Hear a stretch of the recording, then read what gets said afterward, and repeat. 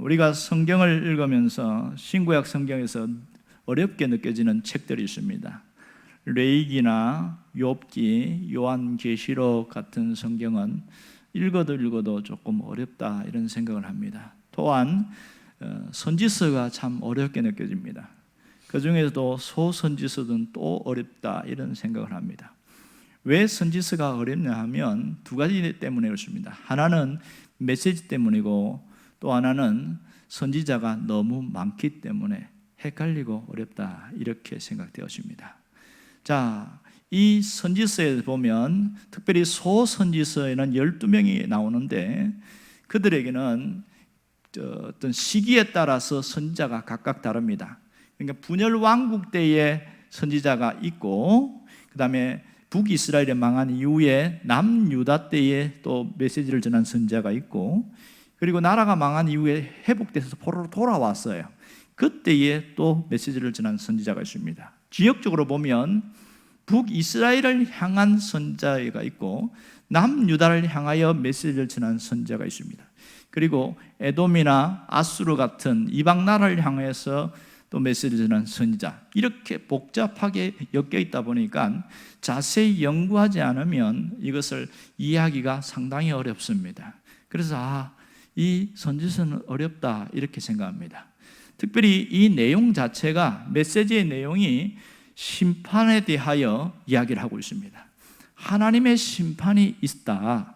그러니까 멸망당하기 전에 돌아와라. 이런 얘기가 거듭 반복되고 있습니다. 그러나 이 서선지서에는 놀라운 것은 예언의 정수가 여기에 담겨 있다는 것이 굉장히 놀랍습니다. 겉보기에는 심판으로 보이는 거지만 그 속에 하나님의 뜨거운 사랑과 뜨거운 마음이 그 속에 담겨 있고 그들이 망하지 않기를 바라는 그 간절한 심령이 거기에 담겨 있어요. 또한 이 속에는 예수님의 오시는 날, 초림과 재림에 대한 메시지가 거기 있습니다. 그러다 보니까 이 소선지서는 우리와 상관없는 것처럼 보이는데 가만히 들여다보면 거기에서 하나님의 뜻을 발견할 수 있고 우리가 어떻게 살아야 하는가를 정확하게 보여주고 있습니다. 단지 선이 있기 때문에 우리가 어렵다 이렇게 생각됩니다. 오늘 우리가 읽은 요엘서는 소선지서의 두 번째 책입니다. 호세아 다음의 책인데 요엘이라는 이름의 뜻은 여호와는 하나님이시다 이런 뜻을 갖고 있습니다. 그리고 요엘은 어느 시기냐면 요아스 왕, 유다 왕 요아스 때 활동한 선지자였고 그의 이 요엘의 전체 메시지는 여호와의 날이 이를 것이다 이런 얘기를 하고 있습니다. 자, 그러면 2절과 3절을 보면 독특한 것을 반복하고 있는데 그것이 무엇이냐면 한번 봅시다. 2절과 3절을 같이 읽어보겠습니다. 늙은 자들아 너희는 이것을 들을지어다. 땅의 모든 주민들아 너희는 귀를 기울일지어다. 너희의 날에나 너희 조상들의 날에 이런 일이 있었느냐? 너희는 이 일을 너희 자녀에게 말하고 너희 자녀는 자기 자녀에게 말하고 그 자녀는 후세에게 말할 것이니라. 여기 독특성은 뭐냐면 들을지니라 하는 말과 말하라는 겁니다. 이게 반복되고 있거든요. 2절에 보면 들을지니라 귀를 기울일지어다 이렇게 얘기하고 있고요. 3절에는 거듭 반복해서 말하라 이렇게 얘기하고 있어요. 도대체 무슨 얘기인가? 무엇을 들으라는 얘기입니까? 선지자가 하는 말을 들으라는 것이겠지요. 그러면 누구에게 말하라는 것입니까? 이 말하는 것은 이 성경에 보니까 너희 자녀와 그 자녀의 자녀, 후손들에게 말하라는 거라는 거죠. 무엇을 말하는 거라는 겁니까? 뭘 말해야 되지요? 지금 너희들이 겪고 느꼈던 이 모든 것을 말해라는 거예요. 왜 후손들에게 이 말을 해야 됩니까? 너무너무 중요하니까 이렇게 말해라 그렇게 말합니다. 그런데 이 요엘은 처음 예언을 하면서 그러니까 설교를 하면서 독특한 게 뭐냐면 질문으로 시작하고 있습니다. 2절에 보면 나이 많은 사람들을 향하여 먼저 초청하면서 늙은 자들아 이러면서 너희들이 지금까지 듣지 못한 그런 일들이 일어날 것이다. 무슨 일인지 아시겠습니까? 이렇게 물어봅니다. 그리고 그 땅에 있는 젊은 사람들과 여인과 그 다음에 남자들을 이런 사람들을 향하여서 귀를 기울여 들어봐라. 이 희한한 일들이 일어났다. 엄청난 일들이 일어났다. 그러니까 어린아이들도 아저씨 무슨 일이에요? 어떤 일인데요? 궁금해서 이제 귀를 기울여 듣게 되는 것이지요. 그랬더니 그 무슨 일인가 봤더니 그 내용이 4절에 나옵니다. 4절에 보면 이렇게 나옵니다. 팥중이가 남긴 것을 메뚜기가 먹고 메뚜기가 남긴 것을 너치가 먹고 너치가 남긴 것을 황충이 먹어도다. 이게 무슨 말일까요? 이 말은 좋은 이야기가 아니라 멸망에 대한 예언입니다. 메뚜기 재앙에 대한 예언이에요. 메뚜기 재앙이 올 것이다, 이런 얘기를 하고 있는 거예요. 자, 이 팥종이가 먹고 남은 것은 뭐가요? 메뚜기가 먹고, 그 다음 메뚜기가 먹고 남은 것은 너치가 먹고, 너치가 먹고 남은 것은 그 다음 황충이 먹는다, 이런 얘기를 하고 있어요. 이게 무슨 얘기인가? 여러분, 메뚜기 하면 그렇게 별로 와닿지 않죠. 메뚜기 재앙이라는 게, 우리 어릴 때는 메뚜기가 참 맛있었어요. 그래서 그것을 구워 먹고 이렇게 했던 그런 일이 있는데, 와, 재미있겠다 하는데 실상 메뚜기 재앙은 굉장히 무섭습니다. 제가 다큐멘터리를 봤는데 메뚜기 재앙에서 다큐멘터리를 보니까 우와, 하늘이 새카매요. 얼마나 수억 마리의 메뚜기가 날아다니는지. 어떤 분이 보니까 그 매미채 같은 거 갖고 이렇게 막 낚아채는데 소복이 담기는 거예요. 이렇게 그거 갖고 뭐 하려고 그러는지. 어마어마한데 이 메뚜기가 한번 싹 지나가지요, 밭에 있는 푸른 잎은 싹 갉아 먹습니다. 집에 있는 온 데가 그냥 정신없이 다 난장판을 만들어요. 다 갉아 먹고 그러니까. 그리고 산에 있는 나무와 그 모든 것들이, 푸른 것은 싹 다 초토화시킵니다. 그러니까 메뚜기 한번 싹 지나가고 나면 벌겋게 되고 완전히 황폐화되어진 이 엄청난 충격적인 일이 있습니다. 우리는 와닿지 않지만 성경을 통해서 알 수 있는 것은 10재앙 중에 8번째 재앙이 메뚜기 재앙이었거든요. 이 메뚜기 재앙이, 특별히 8번째 재앙은 이집트에만 일어났어요. 완전히 싹 쓸어버렸던 이런 일이 생깁니다. 그러면 의문점이 생기는 것은 팥종이는 뭐고 너치는 뭐고 황충은 뭐냐, 도대체 이게 뭐냐, 이런 생각이 듭니다. 자, 오늘 여기서 팥종이는 바로 메뚜기의 가장 어린 메뚜기입니다. 영어로 카트라는 그런 뜻을 갖고 있는데 그냥 아무거나 다 갉아먹는 거예요. 다 갉아먹어요. 그리고 메뚜기라는 것은 우리가 아는 메뚜기를 이야기하고 있는데 수가 어마어마하게 많은 것을 이야기합니다. 그 다음에 너치는 메뚜기보다 조금 더 자랐는데 털이 이렇게 막 나가지고 보기도 흉측하게 생겼어요. 그게 너치고요. 그리고 황충은 늙은 메뚜기입니다. 이게 온몸에 이게 노랗게 돼 있고 검붉은 빛이, 이게 줄무늬도 있고 약간 점도 있고, 이렇게 늙은 메뚜기는 황충입니다. 이렇게 이야기를 합니다. 자, 이것은 뭘 얘기하냐면 메뚜기 재앙이 오는데 한 번 오는 것이 아니고 여러 번 반복해서 재앙이 임할 것이다. 그러니까 팥종이부터 황충까지 이야기하는 거 보면 어린 메뚜기부터 늙은 메뚜기가 계속 반복해 올 것이다, 이렇게 이야기합니다. 어떤 학자들은 이스라엘 나라에는 70종의 메뚜기가 있는데 뭐 그런 중에서 가장 악랄한 것이 오지 않겠나, 이런 얘기도 합니다만은 히브리어 단어를 보면 메뚜기의 어린 메뚜기부터 늙은 메뚜기, 이렇게 보는 게 가장 적합한 것 같습니다. 그만큼 재앙이 반복적으로 오고 계속적으로 임할 수 있다, 이 얘기를 미리 하고 있는 것이지요. 자, 메뚜기 재앙이 얼마나 충격적입니까? 그러면 이 재앙에 대해서 왜 이야기를 하고 있을까요? 그들에게 두려움을 주고 공포심을 조장하려고 하는 것입니까? 아니면 이런 재앙이 있으니까 미리 대비하라는 것입니까? 두 번째지요. 이 재앙이 오는 것이 분명한데 그것을 준비하지 않으면 완전히 초토화되고 황폐화될 것이다. 그러니까 준비해라, 이런 뜻이 됩니다. 세상에서는 예언이라고 하는 것은 반드시 그것이 운명처럼 받아들여지고 이루어질 것처럼 그렇게 받아들입니다. 아, 이거 끝났다. 그런데 성경에서 말하는 예언은 그렇지 않습니다. 이 예언의 목적은 재앙을 미리 대비하라는 것이 훨씬 강합니다. 예언은 운명이 아니라는 것을 알아야 돼요. 피할 수 있도록 대비하라는 것, 이것이 성경이 예언하는 겁니다. 지혜로운 자들은 그 말씀을 듣고 준비를 했어요. 그랬더니 위기의 때를 면하고 멸망의 때를 피하는 경우가 많았습니다. 그렇지 않고 니까짓 게 뭔데? 이러면서 함부로 무시하고 업신여긴 사람들은 여지없이 무너지게 된 것이지요. 자, 이 성경은 미래의 재앙을 예언한 목적은 분명합니다. 이 사람들이 그 말씀을 듣고 아, 내가 잘못되었구나, 깨닫고 돌이키게 하는 것이 가장 큰 목적인 것이지요. 그러니까 자신의 현재 영적 상태를 보고서 고치게 하려는 것, 그것이 예언입니다. 그러면 오늘 이 예언을 하는데 독특한 게 뭐냐면, 왜 이 재앙이 내렸는지 원인을 이야기하잖아요. 요엘이 그렇게 원인을 이야기하지 않고 결과만 이야기합니다. 이 재앙이 임할 때에 얼마나 무시무시한 재앙이 임하는지 아느냐? 그러면서 그 결과만 가지고 계속 강조하고 있는데, 특별히 3절에 보면 이렇게 이야기하잖아요. 이 일을 너희 자녀에게 말하고 너희 자녀는 또 자녀에게 말하고 그 자녀는 또 후세에 또 말해라. 또 계속 말하라. 무슨 뜻입니까? 이것은 강조의 의미를 담고 있습니다. 왜 강조하죠? 절대로 잊어버리면 안 된다는 거죠. 재앙을 잊어버리지 말라는 그 의미가 굉장히 강하다는 것을 알 수가 있습니다. 여러분, 이 재앙 때문에 어떤 고통을 당하는지 아세요? 실제로 재앙이 나타날 때의 고통은 이 현재 이 모든 것이 고통이 또 고통인데, 참 안타까운 것은 지난번에 어려움을 당했어요. 같은 일로. 그런데 시간이 훅 지났어요. 그런데도 똑같은 일이 왔을 때 또 그런 고통을 당해. 이것을 성경은 미련한 자다, 이렇게 말합니다. 그러니까 재앙에 대한 교훈의 목적이 뭐예요? 현재와 같은 상황이 되풀이 되지 않도록 하라. 이게 핵심입니다. 오늘 이 재앙이 주는 고통이 세 가지가 있습니다.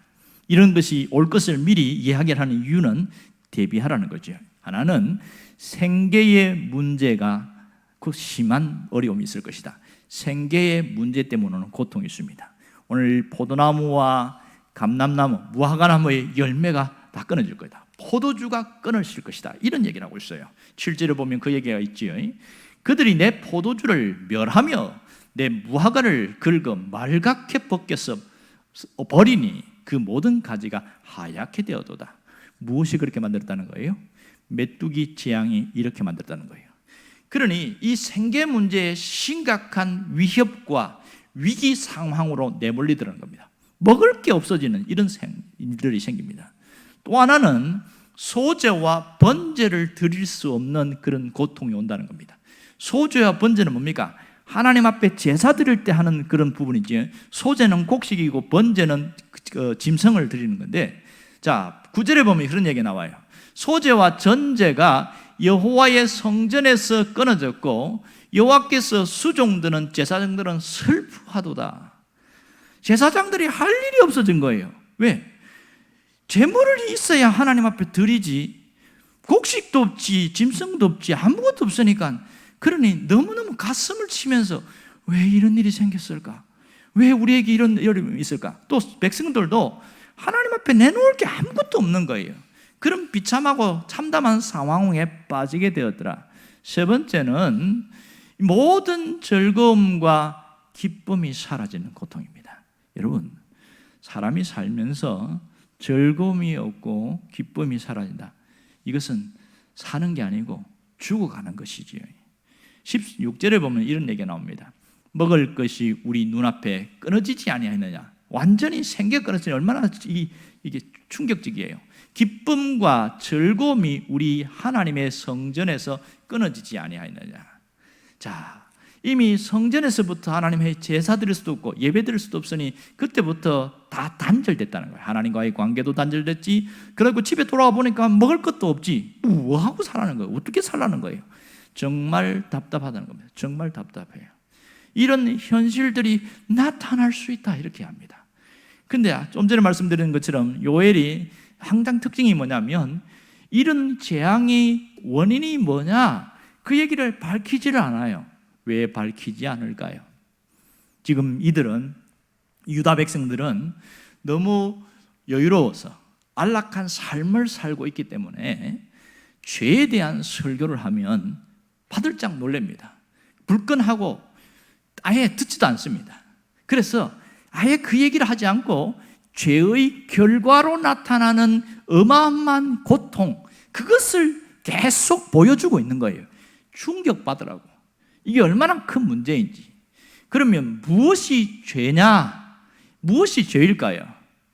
하나님을 떠난 것이 죄입니다. 하나님을 떠났기 때문에 이러한 일들이 나타나고 있는 겁니다. 그래서 오늘 뭔 얘기를 하고 있는 거예요? 하나님을 떠나지 말고 떠난 사람은 여호와께로 돌아오라, 이런 뜻이 되겠죠. 여호와께로 돌아오라, 이것을 강조하고 또 강조하는 겁니다. 자, 그렇다면 그들이 하나님을 안 믿는 것일까요? 아니면 하나님을 믿는 척 하는 것일까요? 두 번째가 맞겠지요. 그들은 하나님을 여전히 믿는 척을 합니다. 그러나 마음속에서 하나님을 버렸어요. 마음속에서. 겉으로는 우리 식으로 하면 예배당에 가요. 그렇지만은 하나님과 상관없이 살아가는 거죠. 이것이 하나님을 떠났다, 이렇게 이야기를 하고 있습니다. 그래서 13절에 보면 제사장들을 향해서 계속 반복해서 촉구하고 있습니다. 그래서 제사장들아 하는 말이 다른 용어로 3번이나 나오고 있어요. 제사장들아 슬피 울지어다, 제단의 수종들아 너희는 울지어다, 또 너희 하나님께 수종 드는 자들아 밤새도록 울지어다. 제사장들을 향하여서 3번이나 반복하면서 뭐 하라는 거예요?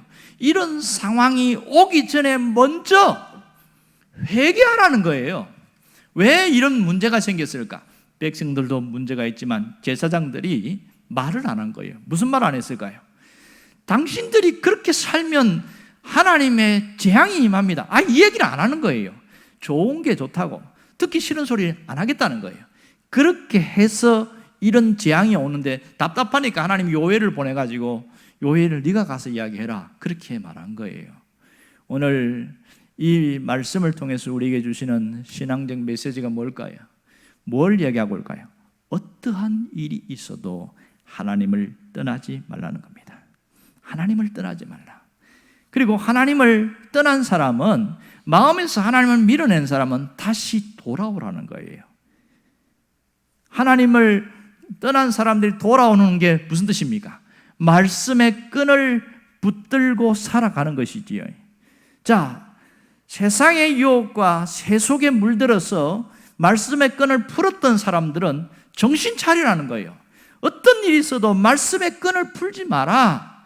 말씀을 붙들고 말씀에 매여 살아야 우리가 살아갈 수 있다, 이 얘기를 하고 있는 겁니다. 그러나 하나님을 버리고 세상적으로 살면 우선은 좋아 보이는 것처럼 보이지만 결국은 모든 축복을 다 빼앗기게 된다, 이것을 잊지 말라는 거예요. 오늘 우리의 현실은 어떻습니까? 우리는 이 유다 백성들과 어떻게 차별된 삶을 살고 있냐고요. 사람들은 이 세상이라는 바다에서 여유 있게 내 마음대로 즐기고 싶어하는 그런 욕구가 있어요. 그러면서 어떤 위험도 문제도 없기를 바라고 있습니다. 그러나 현실은 어떻습니까? 그런 아무런 문제가 없으면 얼마나 좋을까요? 뭔가 끈에 묶여서 사는 것을, 그걸 너무너무 힘들어하는 거예요. 그래서 내 마음대로 살고 싶다, 그런 욕구가 있어요. 그런데 현실적으로 가만히 봅시오. 자, 가족을 부양하는 사람들이 이 생업의 끈을 늘 묶여서 살아갑니다. 그러니까 굉장히 피곤하고 힘들어요.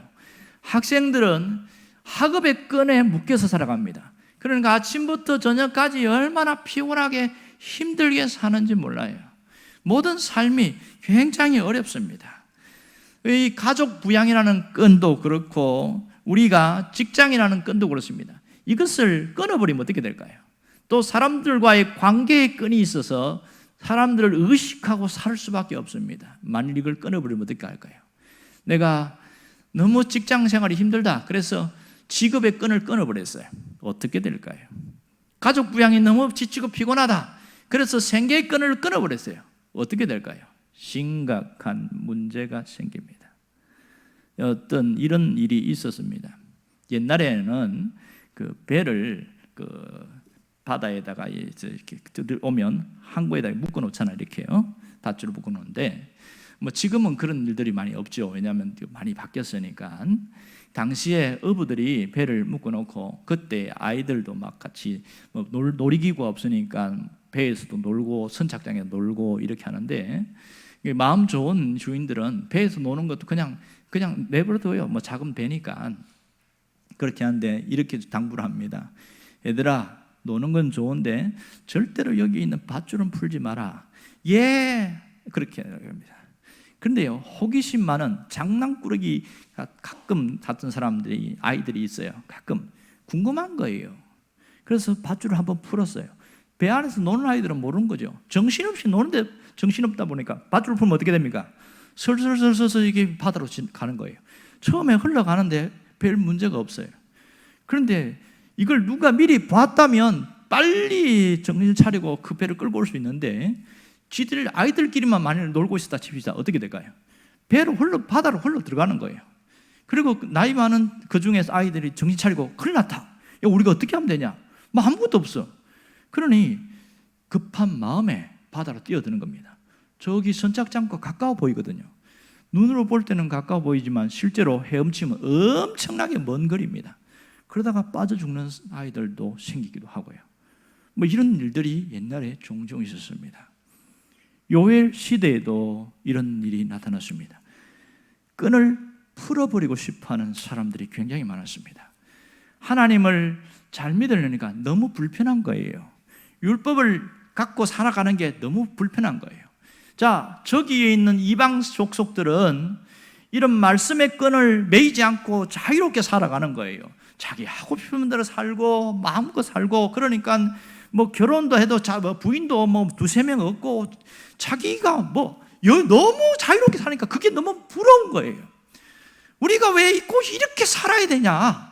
거기에 대해서 답답함과 가슴을 치는 일이 생기면서, 야, 이렇게 안 살아도 안 되겠냐 하고 끈을 풀어버렸어요. 어떤 일이 생겼을까요?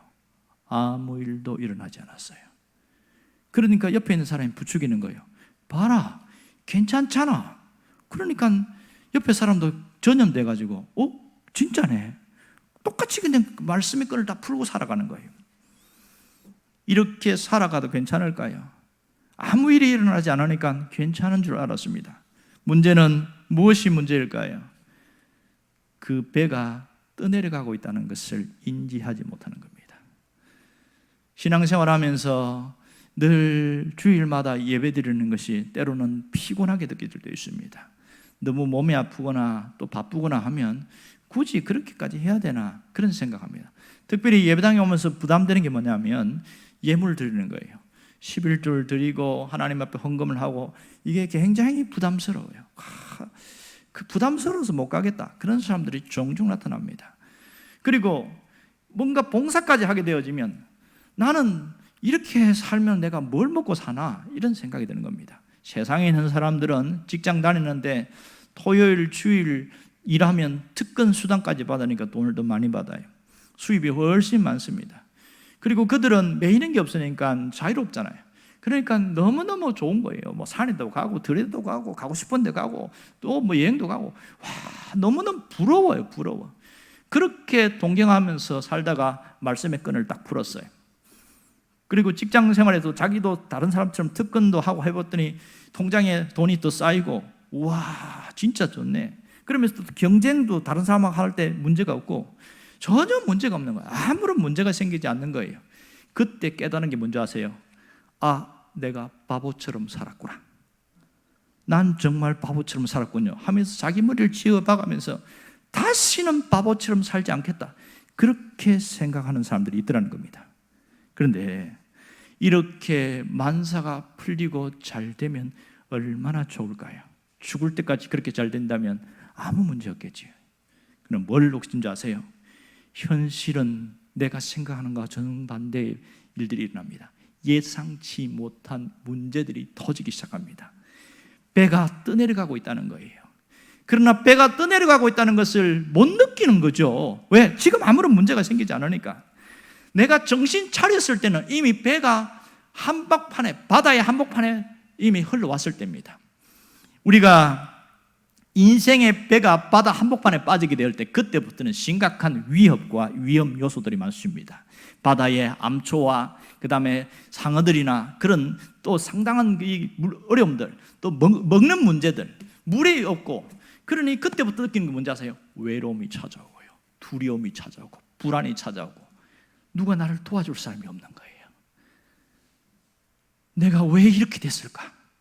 어디서부터 문제가 생겼을까? 여러분, 문제가 어디서부터 생겼습니까? 끈을 놓아버렸기 때문에 생긴 문제입니다. 이것을 모르니까 얼마나 정신 차리지 못하고 어리석은 인생을 사는 사람들이 지금 얼마나 많은지 모릅니다. 하나님은 우리가 어떻게 살기를 원하십니까? 하나님은 우리가 어떻게 살기를 원해요? 우리가 인생이 불행해지는 것을 원치 않는다는 겁니다. 하나님은 우리의 인생이 죄와 저주와 불행에 묶여 살아간 것을 주님은 원치 않는다는 사실을 잊지 않기를 원합니다. 그래서 우리에게 뭘 줘요? 내가 끈을 풀었을 때에 사인을 줍니다. 그것이 붉은 경고등입니다.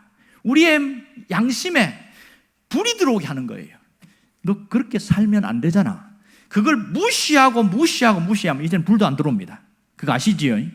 하나님은 정말 어떤 삶 가운데서든지 하나님의 자녀들이 불행에 빠지는 것을 내버려 두지 않으십니다. 그래서 계속 붉은 경고등을 그렇게 우리에게 비춰주는 거예요. 무시하면 완전히 떠나갑니다. 오늘 우리가 가장 위험한 일이 뭔지 압니까? 말씀의 끈을 풀어버리는 겁니다. 말씀의 끈을 풀어버려요. 그래도 어떤 일이 생겨요, 안 생겨요? 아무 일도 안 생깁니다. 그래서 더 심각한 것이지요. 여러분, 어떠한 일이 있어도 말씀의 끈은 풀면 안 됩니다. 여러분이 이것을 결심하고 또 결심해야 됩니다.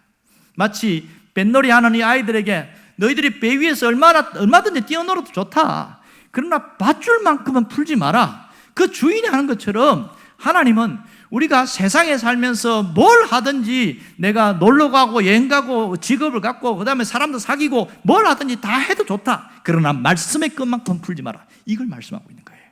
어떤 상황 속에서도 어떤 조건 속에서도 말씀의 끈은 풀지 말고 하라. 그러면 하나님이 거기에서 자유를 주시다는 것을 우리가 알아야 됩니다. 어떻게 돼요? 내 마음대로 그 끈을 풀어버리게 되어지면 어떻게 됩니까?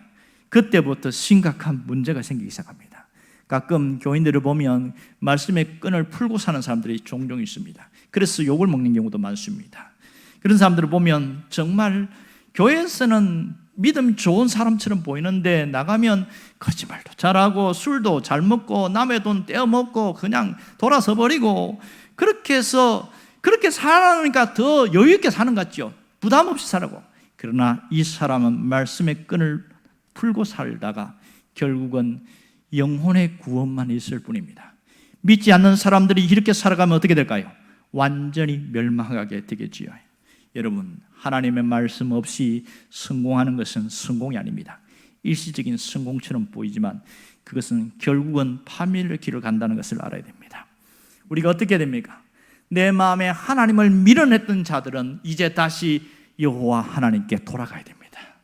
재앙을 막는 비결은 다시 하나님께로 돌아가는 데 있다는 것을 놓치지 않기를 원합니다. 하나님을 떠났기 때문에, 하나님을 밀어냈기 때문에 이러한 문제가 생기고 재앙이 생깁니다. 여러분, 지금 아무 일이 없는 사람들은 그것은 축복입니다. 오늘 재앙이 오기 전에 하나님이 알려주시는 거예요. 이런 일들이 앞으로 있으니까 준비하고 대비해라. 그리고 피할 길을 열어줄 테니까 그 길로 가라. 이게 하나님이 주신 메시지 아니겠어요? 여러분, 왜 위기가 생겼습니까? 하나님을 떠났기 때문에 생기는 겁니다. 왜 문제가 생기는 겁니까? 하나님이 있을 그 자리에 다른 것이 자리에 앉아있기 때문에 그렇습니다. 우리는 하나님을 떠나지 않았다고 생각해요. 그러나 가만히 스스로 생각해 보세요. 하나님이 있어야 할 그곳에 다른 것이 더 들어앉아 있어서 주인 노릇하고 있는 경우가 얼마나 많은지 모릅니다. 세상의 욕심이 앉아서 주인 노릇하고 있고 이 돈이라는 것이 주인 노릇하고 있고 이것이 하나님을 떠난 증거인데도 불구하고 저는 하나님을 떠난 적 없는데요. 교회는 나오지요. 교회에 나오고 예배 드리고 있지요. 그렇다고 해서 그게 전부가 아니라 내 마음에서 하나님을 밀어내기 때문에 심각한 문제가 생긴다. 그 얘기를 하고 있는 겁니다. 여러분, 하나님을 떠난 사람들의 특징이 뭔지 아세요? 자기 마음대로 살아간다는 겁니다. 자기 하고 싶은 대로 한다는 거예요. 하나님 신경 안 쓰고 살아가는 거예요. 이것이 하나님을 떠난 자의 특징입니다. 그러나 하나님의 말씀에 끈을 붙들고 하나님 안에 있는 사람들은 신경 써요. 누구를 신경 써요? 하나님을 신경 쓰는 거예요. 이거 이렇게 하면 내가 하나님이 원치 않을 것 같은데. 그래서 돌이키고 그러니까 위협과 위험의 길에서 벗어나게 되어지는 거죠. 자, 하나님 안에 있고 하나님의 말씀 안에 있는 사람들, 하나님 품에 있는 사람들은 주의할 게 하나 있습니다. 절대로 타협하지 말자는 겁니다. 세속과 세상의 것에 절대로 타협하지 말자. 이게 우리가 주의해야 됩니다. 끊임없이 세상에서는 뭐 그냥 대충 살아, 적당히 살아, 뭐 유별나게 믿으려고 그러냐, 끊임없이 타협을 요구하고 있습니다. 물질의 타협을 요구하고 우리 마음을 떼놔서 함께 동화되기를 위해서 타협하고 있습니다. 그러나 하나님은 너희가 이렇게 하나님 안에 살기를 원하느냐? 타협하지 말라. 하나님 이스라엘 백성들에게 요구한 게 뭐예요? 우상과 함께 하나님 섬기는 거 하지 말라는 거죠. 그들은 눈앞에 좋은 것이 있으니까 우상을 섬겨서 뭐 바알과 아세라나 이런 걸 통해서 뭐 재산도 얻고 양식도 얻고 짐승도 많이 낳고 그런 착각을 하고 있는 거, 그걸 하나님이 싫어하는 거예요. 제발 타협하지 말라. 하나님이 그것을 요구하고 있습니다. 타협하면 무슨 일이 생깁니까? 팥종이가 찾아와서 싹 쓸어버린다는 거예요. 그런데 거기 정신 못 차리면 남아있는 거 누가 찾아옵니까? 메뚜기가 찾아와서 또 먹어버린대요. 거기 또 정신 못 차리면 누가 찾아옵니까? 또 너치가 찾아온다는 거예요. 그래도 정신 못 차리면 마지막에는 황충이 와서 완전히 싹 초토화시킨다는 겁니다. 꼭 그런 건 아니지만 우리가 지금 겪고 있는 현실과 현상들은 어떤 면에서 경제적 메뚜기 재앙이라고 할 수 있습니다. 지금 2020년부터 우리나라가 당하고 있는 이 코로나는 이 경제적 고통과 함께 온 교회와 모든 것을 초토화시키고 있습니다. 이것은 일종의 메뚜기 재앙일 가능성도 많습니다. 이전에 2020년에 사스가 한번 확 휩쓸은 적이 있습니다. 우리나라는 큰 피해를 주지 않았지만 다른 나라는 많이 힘들었습니다. 그리고 2015년도에는 메르스가 와서 또 굉장히 충격을 줬습니다. 우리나라에는 일부에 있는 사람들, 병원에 있는 사람들은 많이 영향을 받았고 그렇지 않은 사람들은 큰 영향을 받지 않았습니다. 그런데 이 코로나는 모든 사람들에게 다 충격을 주고 있습니다. 지금도 이 델타 바이러스 때문에 변이 바이러스가 생기고 델타 플러스 바이러스 때문에, 그러니 백신을 맞은 사람도 문제고 안 맞으면 더 문제고 이런 현실을 겪고 있습니다. 이것이 경제적 이 메뚜기 재앙이 아니라고 할 수 있습니까? 여러분, 이런 현실 속에 살아가는 우리가 어떻게 정신을 차려야 되냐? 사실은 여기서 꼭 이것이 하나님의 메뚜기 재앙이라고 단정 지을 수는 없지만 그럴 가능성이 있다는 사실을 알아야 됩니다. 여기서 우리가 정신 차려야 돼요. 신앙적으로 바로 서 있어야 됩니다. 정말 중요한 게 뭔지 아세요? 영적인 메뚜기 재앙에 오지 않도록 하라는 겁니다. 영적인 메뚜기 재앙이 우리 삶에 오지 않게 해야 됩니다. 여러분, 무엇이 영적인 메뚜기 재앙인 줄 아세요? 예배에 왔어요. 그런데 찬양을 해도 기도를 해도 감동도 없고 감격도 없고 눈물도 없고 밋밋한 거예요. 말씀을 들어도 와닿지가 않아. 듣기 싫은 말씀 들으면 속에서 부하가 치밀어 올라요. 이게 벌써 전조 현상이 일어나는 겁니다. 얼마나 위험한지 아세요? 그런데 영적으로 조금이라도 깨어있는 사람은 말씀을 들으면서 내가 정신 차려야 되겠다, 그런 생각이 든 사람은 아직 그런 심각한 상황까지 가지 않았다는 거예요. 그리고 말씀을 들으면서 내가 제대로 살아야겠다 마음의 결심 있는 사람들은 희망 있는 사람입니다. 우리가 먼저 환경과 현실의 재앙이 오기 전에 영적인 재앙이 먼저 온다는 것을 알아야 됩니다. 정말 중요한 것은 하나님의 음성이 들려져야 됩니다. 예배 가운데 내 마음에 기쁨이 솟아날 수 있어야 되고 눈물이 있어야 되고 진정한 하나님 앞에 진정한 기도와 회개가 있어야 됩니다. 이런 것이 있어야 내가 예배 가운데 감격이 있어요. 하나님은 예배를 통해서 우리에게 찾아오십니다. 예배를 통해서 우리를 만나기를 원하셔요. 말씀을 통해서 우리에게 찾아오신다는 사실입니다. 그리고 하나님께서 우리에게 힘을 주시고 용기를 주십니다. 그런데 예배에 그냥 앉았다 가는 사람이 있습니다. 마지못해 왔다가 어쩔 수 없이 불이 나게 가는 그런 사람들이 우리에게는 아무도 없기를 바랍니다. 그렇지 않고 정말 예배에 대해서 사모하고 하나님 앞에서 내가 바르게 살려고 몸부림치고 이런 사람들은 영적인 재앙은 아직 오지 않았습니다. 그리고 피할 길도 열어주신다는 겁니다. 정말 놀라운 것은 하나님 앞에 이렇게 바로 서 있으려고 하는 사람들은 수도 없는 그 재앙 속에서도 피할 길을 열어주신다는 사실입니다. 여러분의 그 주인공 되기를 원합니다. 우리가 살 수 있는 유일한 길이 뭔지 아세요? 두 가지입니다. 하나는 깨닫고 돌이키는 거예요. 뭔가 내 마음이 하나님으로부터 멀리 멀어지는 사람은 깨닫고 빨리 돌이키는 겁니다. 이 사람이 정말 지혜로운 사람이고 잘하는 사람이에요. 깨닫고 돌이키면 그 재앙도 피해간다는 사실을 아시길 바랍니다. 하나님은 우리가 불행하게 사는 것을 원치 않습니다. 그래서 깨닫고 돌이키는 자에게 뭘 주셔요? 피할 길을 열어주신다는 사실입니다. 또 하나는 하나님의 은혜의 사건을 기억해내는 겁니다. 이것이 우리가 살 수 있는 유일한 길이에요. 하나님의 은혜의 사건이 뭡니까? 지난날에 내게 주신 은혜가 있고 내게 주신 응답이 있고 나를 도와주시는 하나님의 역사가 있습니다. 그것을 다시 끄집어내서 내가 기억하는 것, 이걸 우리가 신앙적 용어로 뭐라고 표현합니까? 감사다, 이렇게 말합니다. 지난날에 하나님, 내가 이렇게까지 살 수 있었던 것이 하나님의 보호하심이었고 하나님의 전적인 도우심이었다. 그것을 끄집어내서 하나님 감사합니다, 이렇게 적극적으로 고백하는 것, 이것이 우리가 살아날 수 있는 탈출구라는 사실입니다. 여러분에게 입술에 감사가 끊어지지 않기를 원합니다. 다음 주일은 맥주 감사주일로 지킵니다. 어떤 사람들은 지금도 우리는 농사도 안 짓는데 왜 합니까? 그런 이야기를 합니다. 맥주 감사주일의 의미가 뭡니까? 전반기 동안 하나님이 주신 은혜를 기억해서 감사하고 후반기를 그렇게 마음을 먹고 출발하겠다는 신앙적 결단입니다. 그것이 맥주 감사주일이 주는 의미입니다. 여러분, 맥주 감사주일은 후반기를 새롭게 시작하게 합니다.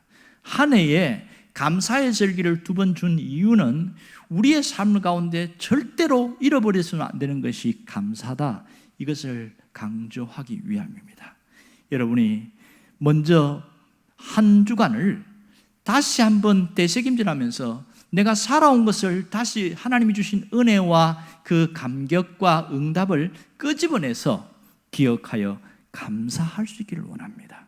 그리고 그 고백했던 것을 주님 앞에 예배드리면서 다시 한 번 더 진심으로 감사하면서 그날은 후반기의 새로운 출발을 위한 그런 의지적 결단이 되어야 합니다. 그럴 때에 하나님은 내 마음 먹고 내 결심하고 한 그대로 역사하실 겁니다. 환경은 어렵습니다. 상황은 여전히 힘듭니다. 그럼에도 불구하고 하나님의 역사는 계속되어집니다. 우리에게는 하나님이 피할 길을 열어주십니다. 여러분이 그 주인공이 되기를 주의 이름으로 축원합니다.